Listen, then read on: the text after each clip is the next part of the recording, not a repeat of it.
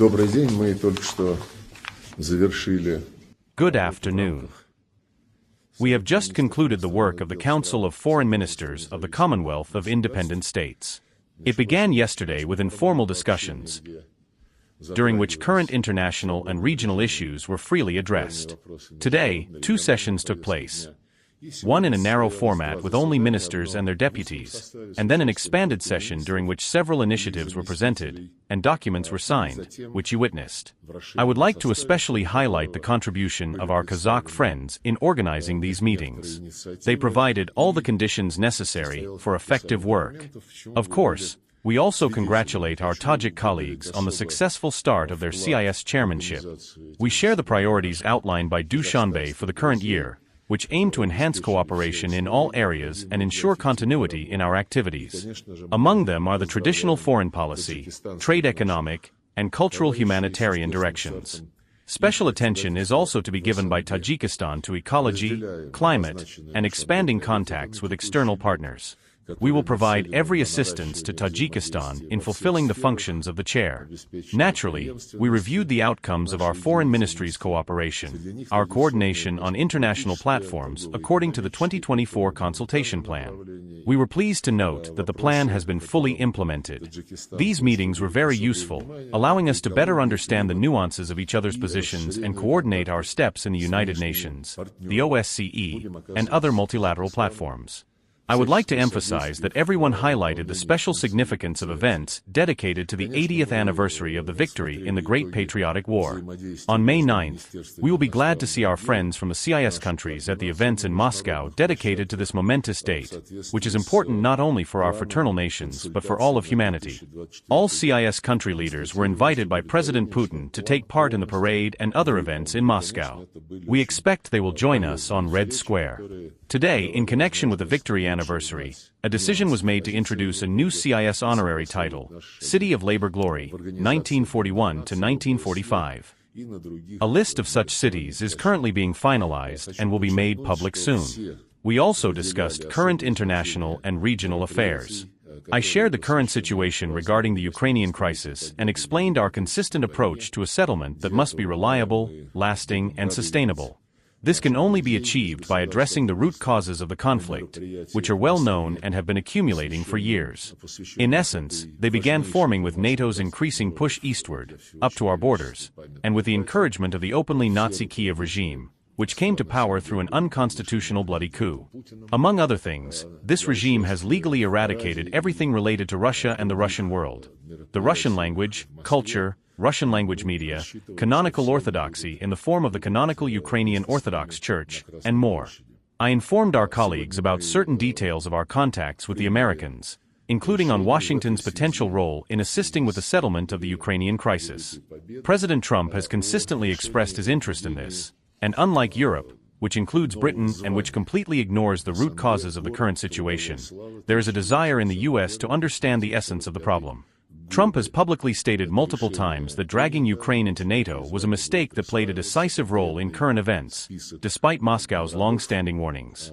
They also understand that returning to the 1991 borders, as Zelensky still demands, is impossible, if only because people live on those territories, people whom Zelensky considers subhuman. He said this even before the special military operation started. He advised those who feel part of Russian culture to get lost to Russia. Those were his words.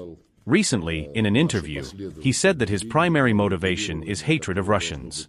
When asked if that included Putin personally, he said, "No, all Russians. I hate them all." So how could anyone, even hypothetically, consider handing over these people to someone like that? Never and under no circumstances.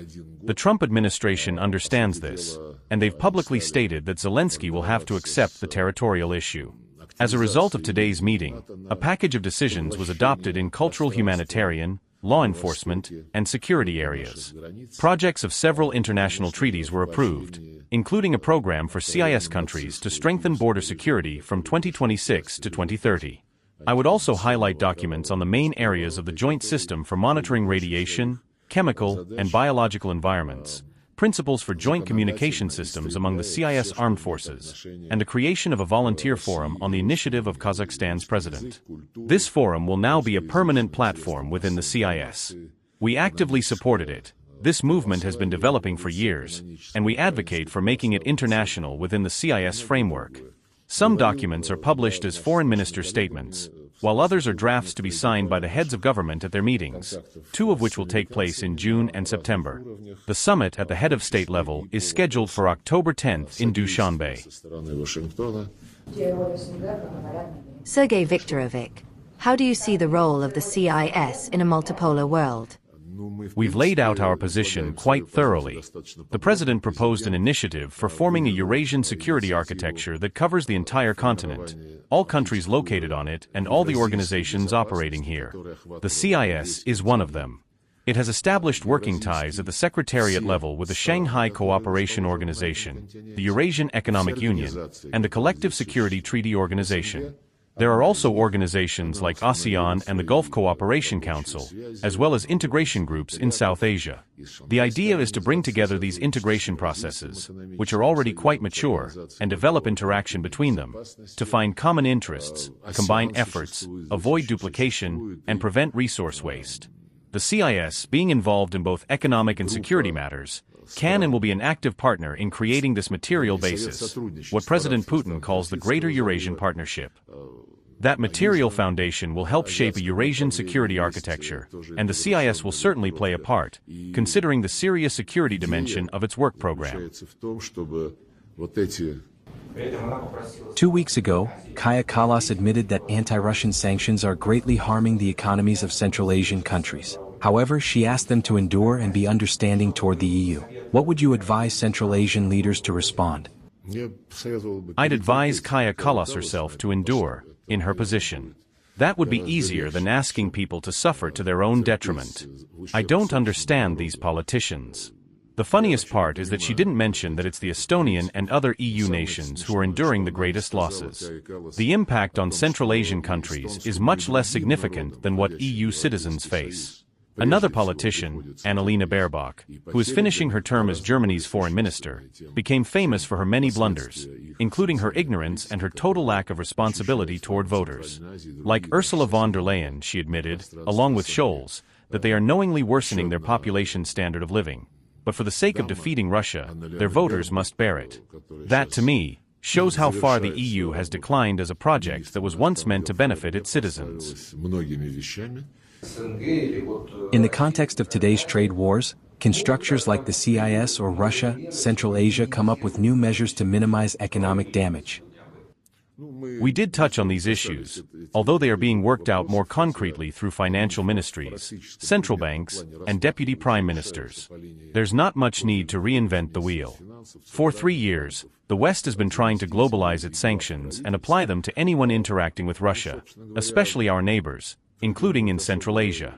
But trade with CIS countries is already conducted in national currencies for about 85% of transactions. This process is growing, with China more, India slightly less, but still increasing. Independent payment platforms are also being developed. For example, the Russian Central Bank's financial messaging system, which is not dependent on SWIFT. There are other initiatives too. Brazil proposed one within BRICS to create alternative payment platforms. Even non-BRICS countries could access such systems once developed. Despite sanctions, CIS trade grew by nearly 4.5% last year. Industrial production rose by a similar percentage. Compared to the EU's stagnation, that's a solid result. We will continue to prioritize our national interests. Our partners, like Kazakhstan, feel the same. Of course, some private companies and banks fear secondary sanctions, but the benefits from cooperation with Russia, trade, investment, joint projects, outweigh the mostly empty promises offered by the West. Yesterday, during Russian-American talks in Istanbul, there was a prisoner exchange. Who initiated this and how significant is it? The idea emerged simultaneously from both sides. Any humanitarian gesture, like reuniting two people with their families, is always positive. That's what politics should be about: doing good, improving people's lives. This is the second exchange in recent weeks, and it helps build the trust we badly need. Restoring that trust, though, will take time. It was undermined by the Biden administration. Even now, in the U.S., there are people, both Democrats and Republicans, who oppose President Trump's efforts to normalize relations. But we will proceed from our national interests. Our contacts with Trump's team, including in Riyadh with Secretary Rubio and National Security Advisor Waltz, show there is a principled understanding that dialogue is necessary, even while upholding each side's interests. China and the U.S. are now in a sharp confrontation, over tariffs, Taiwan and more, yet they've never stopped dialogue. Why Biden chose a different approach for Russia is a mystery only he can answer. Has there been any movement regarding the unfreezing of Aeroflot's U.S. assets? Yes, this topic was brought up in Riyadh. We proposed removing Aeroflot from sanctions. Yesterday in Istanbul, our experts reminded the American side again. We await their response. These sanctions are clearly illegal and have no legitimate basis.